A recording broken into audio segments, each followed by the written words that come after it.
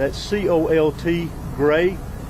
He is a 14-year-old student here at the school. Gray. He is a 14-year-old student here at the high school. Again, he has been taken into custody. He will be charged with murder, and he will be tried as an adult and handled as an adult. We're coordinating these charges and obviously this investigation with District Attorney Brad Smith, who is the District Attorney for the Piedmont Judicial Circuit here. Since early this morning we talked with you, and since the incident occurred, numerous interviews have been taking place through our investigation with students, faculty, as well as any other witnesses that we could identify. Law enforcement had a very, very swift response to this incident once the incident was determined that there was a concern here.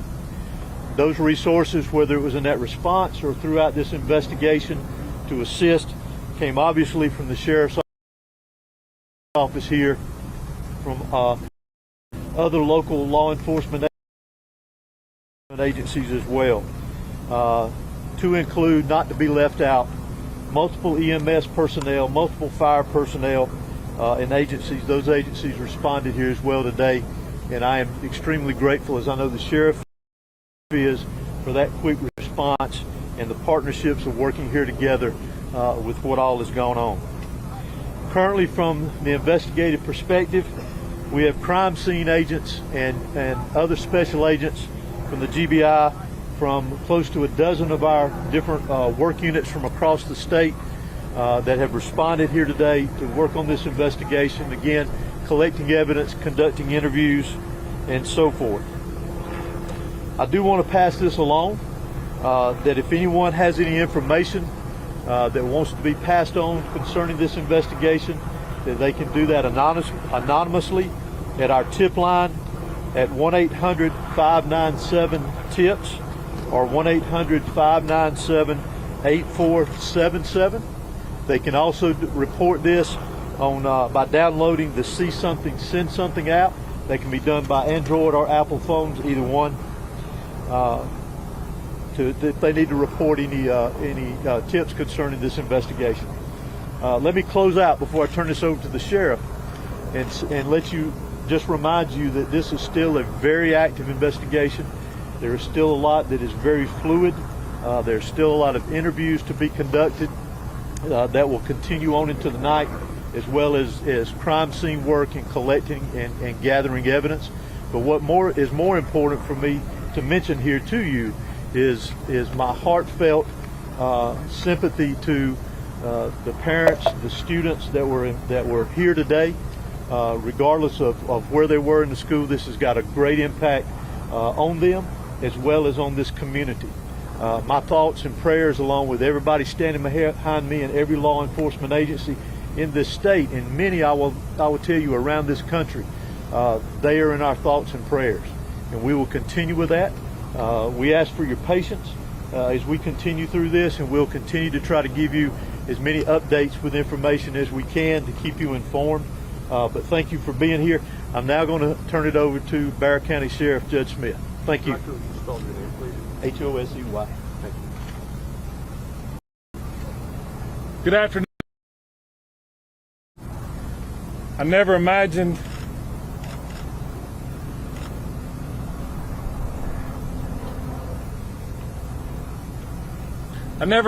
that I would be speaking to the media in my career over something that happened today, the pure evil that happened today. I cannot thank the people behind me for the support they give me today, to give this office and give this staff. This hits home for me. I was born and raised here. I went to school in this school system. My kids go to this school system.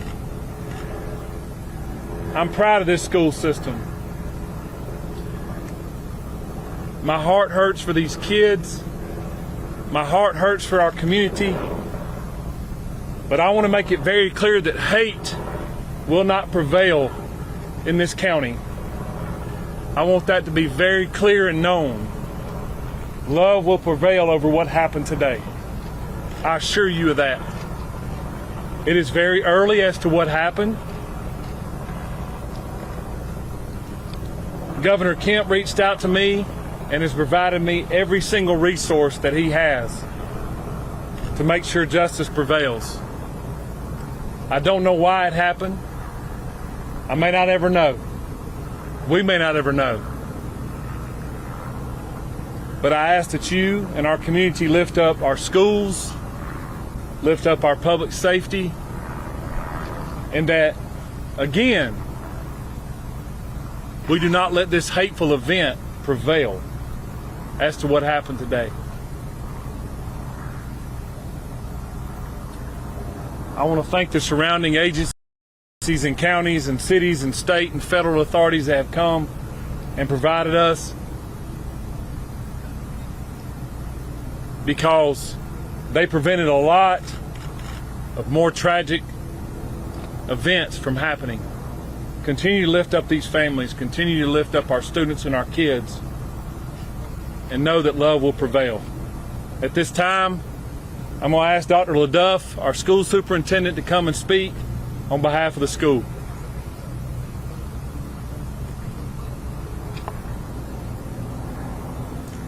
Good afternoon. I'm Dallas LaDuff. I'm the superintendent of Bexar County School System. I want to thank the Bexar County Sheriff's Office and all of our law enforcement partners for their swift response today, along with that of our staff.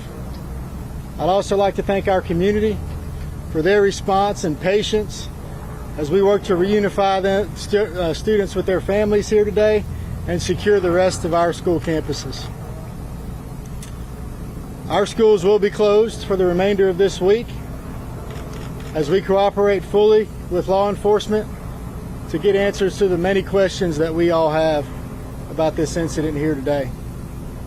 But as we are closed, our central offices will remain open, where we will have grief counseling available for our community every day this week and thereafter as we support each other through this terrible event.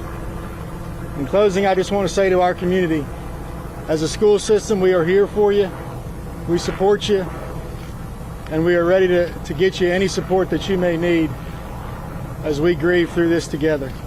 Thank you. Sheriff, if you're saying hate will not prevail in this community, are you investigating this as some sort of hate crime?